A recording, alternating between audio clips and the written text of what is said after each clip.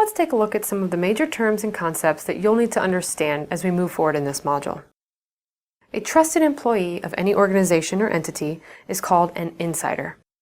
An insider has access to or knowledge of the organization's sensitive information, materials, or physical locations. An insider does not, however, have to be a current employee. Any current or past employee who has at any point had contact with sensitive information, materials, or physical locations is considered an insider.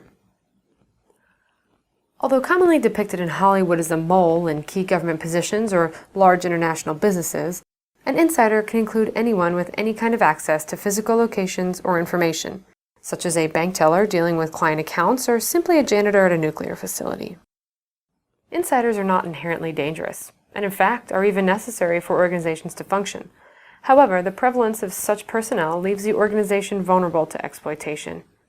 These insiders are human too, which means they are susceptible to outside factors and pressures which may cause them to engage in criminal acts. An insider threat is the potential for malicious action to be taken by an insider with the intent to abuse or exceed their access to sensitive material or information.